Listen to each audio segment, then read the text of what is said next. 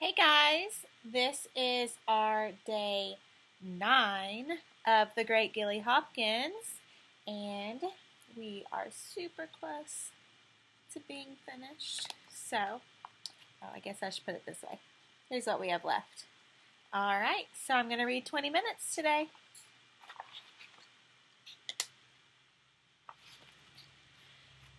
My family's been sick, Agnes sneered. What family? Everybody knows. My brother, at this William Ernest raised his head up proudly. My mother and my uncle. Gilly Hopkins, that is the dumbest idea. Gilly spun around and jammed her nose down into Agnes's face, her mouth going sideways and narrow, exactly like Humphrey Bogart's on TV. You want to discuss this further, sweetheart? Agnes backed up. It's too dumb to talk about even, she said, still backing. Really dumb. William Ernest slid close to Gilly so they couldn't help touching as they walked. Bet I could beat her up, he whispered. Yeah, Gilly said, but don't bother. It wouldn't be fair. You against that poor little puny thing? Trotter was at the door, opening it before they reached the porch. Gilly went cold.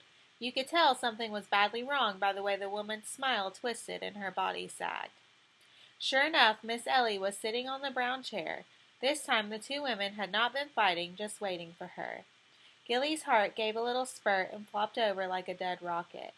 She sat down quickly on the couch and hugged herself to keep from shaking. Suddenly Miss Ellie began to speak, her voice bright and fake, like a commercial. Well, I've got some rather astounding news for you, Gilly. Gilly hugged herself tighter. The announcement of news had never meant anything in her life except a new move. Your mother. My mother's coming? She was sorry immediately for the outburst. Miss Ellie's eyebrows launched into the twitchy dance they always seemed to at the mention of the words my mother. No. Twitch, twitch. Your mother is still in California, but your grandmother. What have I to do with her? Your mother's mother called the office this morning and then drove up all the way from Virginia to see me. Gilly stole a look at Trotter, who was sitting bolt upright at the far end of the couch, rubbing W.E.'s back, her hand up his jacket, and her eyes like those of a bear on a totem pole. She and your mother, Twitch, want you to go with her. With who? With your grandmother, permanently. The social worker seemed to be dangling the last words before Gilly's nose, as if expecting her to jump up on her hind legs and dance for it. Gilly leaned back. What did they take her for? I don't want to live with her, she said. Gilly, you've been saying ever since you were old enough to talk. I never said I wanted to live with her. I said I wanted to live with my mother. She's not my mother. I don't even know her. You don't know your mother either. I do too. I remember her. Don't tell me what I remember and what I don't. Miss Ellie suddenly looked tired. God help the children of the flower children, she said.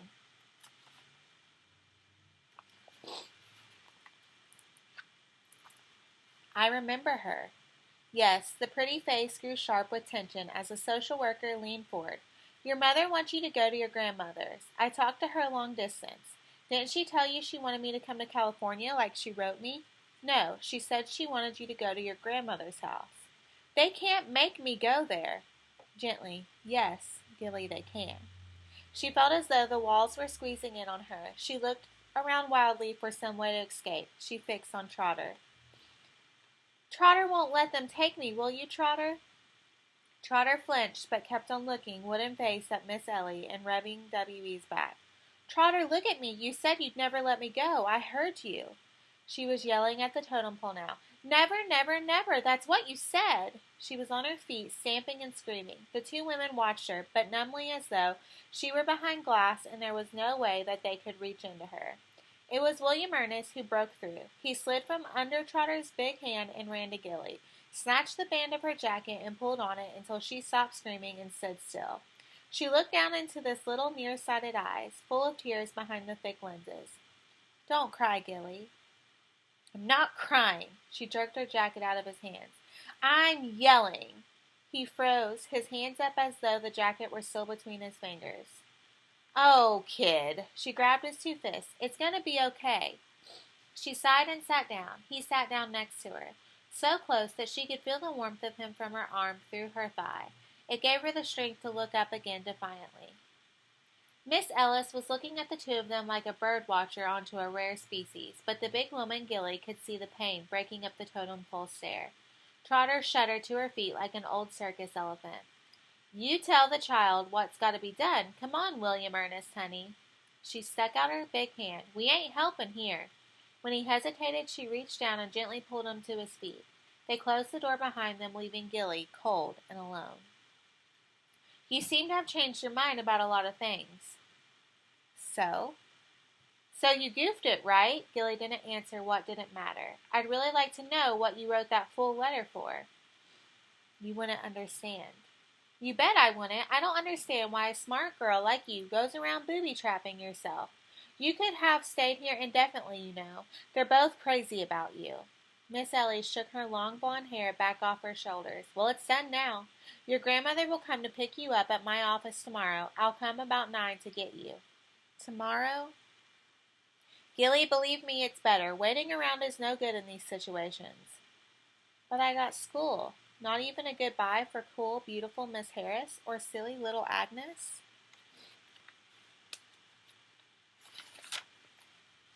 They'll send your records on. Miss Ellie stood up and began to button her coat. I must admit that last month when you ran away, I thought, uh-oh, here we go again. But I was wrong, Gilly. You've done well here. I'm very pleased. Then let me say, Galadriel Hopkins had rarely come so close to begging. I can't, Miss Ellie said simply. It's out of my hands. The next chapter is called The Going. For dinner that night, Trotter fried chicken so crisp it would crackle when you bit it, and she beat the potatoes into creamy peaks with the electric mixer. She had made Mr. Randolph his favorite green beans with ham bits, and for Gilly and W.E. there was a fruit salad with baby marshmallows. The sweet, sour smell of cherry pie filled the kitchen where the four of them sat around the table without appetite for food or speech. Only William Ernest cried, big, silent tears catching in the corners of the frame of his glasses and then spilling down his cheeks. Mr. Randolph, smaller and thinner than ever, sat forward on his chair with a shy half-smile on his face, which meant he was about to say something, but he never quite got it out. Trotter was breathing as hard as if she had climbed the stairs. She kept rearranging the serving dishes as though just about to offer seconds. But since the 4 plates were still piled high, the gesture was useless. Gilly watched her and tried to decide how much Miss Ellie had told her. Did she know the Thanksgiving visitor was Gilly's grandmother? Did Trotter know, she hoped not, about the crazy letter? She still couldn't remember what she had said in the letter. Had she said W.E. was special? Her mind blanked in self-defense. Oh, don't let Trotter know. I never meant to hurt them. I just wanted... What had she wanted? A home? But Trotter had tried to give her that. Permanence. Trotter had wanted to give her that as well. No, what she wanted was something Trotter had no power over. To stop being a foster child. The quotation marks dragging the phrase down, almost drowning it. To be real without any quotation marks. To belong and to possess, to be herself, to be the swan, to be the ugly duckling no longer. Capo rushes, her disguise thrown off, Cinderella with both slippers on her feet, Snow White beyond the dwarfs, Galadriel Hopkins coming into her own. But that was to be no coming, only a going. If you don't start eating this supper, I'm gonna. Trotter stopped, fishing around for a proper threat. She took a deep breath. Jump up and down on the table, squawking like a 200-pound lovesick chicken. Really? William Ernest took off his glasses and wiped them on his pants to prepare for a better view. Mr. Randolph's fixed smile crumbled into a nervous tilter. Gilly swallowed to clear her clogged-up throat and took a large, noisy bite of her drumstick. Now that's more like it. Trotter patted her shiny face with the tail of her apron. This was supposed to be a party, not some kind of funeral. She turned to Mr. Randolph and half shouted, Gilly's folks are from Loudoun County, Mr. Randolph. Oh, that's lovely, lovely country, Miss Gilly. Real Virginia horse country. You got horses, Gilly? I don't know, W.E. She found it hard to imagine the little pudgy lady on horseback, but who could tell? Can't I see 'em? Sure, if I got 'em, you can see 'em. She caught a flickering warning from Trotter over the boy's head, but Gilly ignored it. It's not as if I'm going to Hong Kong. You can just hop on a bus and come see me, any time. Trotter was shaking her head. She put her hand over on W.E.'s shoulder. When folks leave, William Ernest, honey, they gotta have a chance to settle and get used to things. Sometimes it's best to not go visiting right away. If you mean never, Trotter, say so. Is that it? Will I never see the three of you again? Are you going to stand by and let them rip me out and fold me up and fly me away? Leave me a string, Trotter, a thread at least. She tied her own.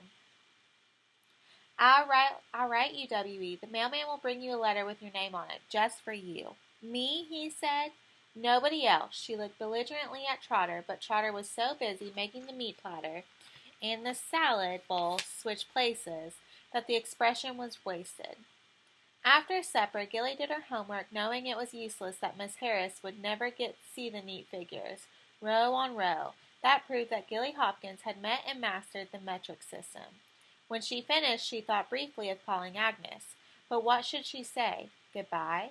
When she'd never really said hello? Poor Agnes, what would become of her? Would she stomp herself angrily through the floor, or would someone kisses turn her magically into a princess? Alas, Agnes, the world is woeful, short on frog smoochers. No, she wouldn't call, but maybe someday she'd write. William Ernest walked Mr. Randolph home and returned carrying the Oxford Book of English Verse for Gilly, a farewell present from Mr. Randolph. Gilly, honey, do you know what kind of present that is? Gilly could guess. Like he tore a piece off himself and gave it to you. Gilly ran a figure over the wrinkled brown leather, which could almost have been a piece of Mr. Randolph, but the observation seemed too raw, so she kept it to herself. She waited for Trotter to puff up the stairs to take W.E. to bed before she began to look for the poem. Our birth is but a sleep and a forgetting. The soul that rises with us, our life's star, hath had elsewhere its setting and cometh from afar. Not in entire forgetfulness, and not in utter nakedness, but trailing clouds of glory do we come from God who is our home. She didn't understand it any more than she had the first time. If birth was a sleep and a forgetting, what was death? But she didn't really care. It was the sound she loved, the sound that turned and fell in kaleidoscope wonder. And not in utter nakedness. Who would have thought those 5 words could fall into such a pattern of light? And her favorite, but trailing clouds of glory do we come. Was it all the L's that did it, or the mental picture that streaked comet-like through the unfocused lens of her mind? From God who is our home. Again the lens was unfocused. Was that God with the huge lap smelling of baby powder, or was that home? She awoke in the night trying to remember the dream that had awakened her. It was a sad one. Or why did her heart feel like a lump of poorly mashed potatoes? It was something about Courtney. Courtney coming to get her, and then having seen her, turning away, sorrowing, and then having seen her again. Never, never, never. But the voice was Trotter's. She began to cry softly into her pillow, not knowing why or for whom. Maybe for all the craziness she had tried so hard to manage and was never quite able to. And then Trotter was beside her, making the bed springs screech at the burden of her body. She leaned over her hair, loose from its daytime knot, falling across Gilly's own hair. You okay, baby? Gilly turned to face her, this mountain smelling of Johnson baby powder and perspiration. In the dark, she could hardly make out the lines of Trotter's face. Yeah, she sniffed. Okay. Trotter took the hem of the striped pajama top and gently wiped Gilly's eyes and nose. I ain't supposed to let on how I feel. I ain't got no blood claim on you, and the Lord in heaven knows I want you to have a good life with your own people, but... Her huge bass voice broke up into little squeaky pieces. But it's killing me to see you go. The whole mammoth body began to shake with giant sobs. Gilly sat up and put her arms as far as she could go around Trotter. I'm not going to go, she cried. They can't make me. Trotter quieted a voice. No, baby, you gotta go. Lord, forgive me for making it harder for you. I'll come back and see you all the time. Trotter stuck her big warm hand underneath Gilly's pajama top and began to rub her back, the way Gilly had often seen her rub W.E.'s. No, Gilly, baby, it don't work that way. Like I tried to tell you at supper. Once the tugboat takes you out to the ocean liner, you gotta get all the way on board. Can't straddle both decks. I could, said Gilly. The big hand paused in its healing journey around, up and down her back, and began again as Trotter said softly, Don't make it harder for us, baby. Perhaps Gilly should have protested farther, but instead she gave herself over to the rhythmic stroking, under whose comfort she wished she could curl up her whole body like a tiny, sightless kitten and forget about the rest of the whole sinking world. She could almost forget, lying there in the silence, letting the soothing warmth of the big hand erase all the aching. At last, overcome with drowsiness, she slid down into the bed. Trotter pulled the covers up around Gilly's chin and patted them in her. "You make me proud, here." "Okay," she murmured, and was asleep. All right, the next chapter is called Jackson, Virginia. The ride in Miss Hopkins' 10-year-old Buick station wagon to Jackson, Virginia took just over an hour. To Gilly, it seemed like 100 years. Every other time she moved, she'd been able to think of the destination as a brief stop along the way. But this one was the end of the road. Always before she had known she could stand anything, because some day soon Courtney would come and take her home. But now she had to face the fact that Courtney had not come. She had sent someone else in her place. Perhaps Courtney would never come. Perhaps Courtney did not want to come. The heaviness dragged her own. What was she doing here in this old car with this strange woman who surely didn't want her, who had only taken her out of some stupid idea of duty, when she could be home with Trotter and William Ernest and Mr. Randolph, who really wanted her? Who could she dare the word, even to herself, who loved her? And she loved them. She spent all her life, at least all of it since the Dixons went to Florida and left her behind, making sure she didn't care about anyone but Courtney. She had known that it never pays to attach yourself to something that is likely to blow away. But in Thompson Park, she'd lose her head. She loved those stupid people. "Would you like to turn on the radio?" "No, that's all right. I'm not familiar with the latest music, but I really don't mind as long as it's not too loud. Can you just leave me alone?" There were several miles of silence before the woman tried again. "Miss Ellie seems like a nice person." Gilly shrugged. "She's okay, I guess." She seems to think I got a rather wrong impression of that foster home she put you in." Something dark and hot began to bubble up inside of Gilly. "They were all sick last week," she said. "I see. How in the world do you see?" "Miss Ellie tried to tell me that you had really liked it there, despite everything from your letter." "That letter. I lie a lot," Gilly said tightly. "Oh." A quick side glance and then back to the windshield. The woman was so short she was almost peering through the top of the steering wheel. Gilly saw her small hands tighten on the wheel as she said, "I hope you'd be glad to come with me. I'm sorry." "If you're sorry, turn this old crate around and take me back." But of course, the woman didn't. The house was on the edge of the village. It was a little larger, a little older, and considerably cleaner than Trotter's. No horse for W.E. Oh well, she hadn't really expected any. "I thought you might like to have Courtney's room. What do you think?" "Anything is all right." But when she got to the door of Courtney's room, she hung back. Everything was pink, with a four-poster canopy bed complete with stuffed animals and dolls. She couldn't make herself go in. "It's all right, my dear. It's a big house. You may choose." The room which she found most to her liking had a bunk bed with brown corduroy spreads and model airplanes hanging on delicate wires from the ceiling. In a metal wire wastebasket was a basketball and a football and a baseball mitt, still cradling a stained and scuffed-up ball. The grandmother explained quietly, without her having to ask, that it was the room of Chadwell, Courtney's older brother, a pilot who had one day crashed into the steaming jungles of Vietnam. Nonetheless, his room seemed less haunted than his sister's. "Would you like me to help you unpack?" Inside her head she was screaming, "I don't need any help." But for Trotter's sake she said only, "No, I can do it." They ate lunch in the dining room with real monogrammed silver off silver rimmed china set on lace mats. The woman caught Gilly eyeing the layout. "I hope you don't mind me celebrating a little." She seemed to be apologizing. "I usually eat in the kitchen since I've been alone." The word "alone" twanged in Gilly's head. She knew what it meant to be alone, but only since Thompson Park did she understand a little what it meant to have people and then lose them. She looked at the person who was smiling shyly at her, who had lost husband, son, daughter. That was alone. As lunch progressed, the woman began almost to chatter, as though she was overcoming her shyness or forcing herself to. "I feel very silly saying to you, but can you tell me all about yourself?" "I wish you would. I want to get to know you." "That's not how you get to know people. Don't you know? You can't talk it out. You gotta live into their lives, bad and good. You'll know me soon enough, what I want you to know. Miss Ellie says you're very bright. I guess so. Do you want to see about school right away, or would you rather settle in here first? I don't know. It doesn't matter. I'm afraid you'll get bored just sitting around with me all day. I want you to make friends your own age. I'm sure there are some nice girls your age somewhere around. I've never in my life been friends with a nice girl. What kind of things do you enjoy doing? Please shut up. I can't stand you're trying so hard. I don't know. Anything? If you like to read, I still have Chadwell and Courtney's books. There may even be a bicycle in the shed. Do you suppose it's any good after all these years? Would you like a bicycle? I'm sure we could find the money for a bicycle if you'd like one. Alright guys, so tomorrow we will finish up the book. And Miss Gilly has left the Trotters and she's now with her grandma. And it's definitely a different environment for her.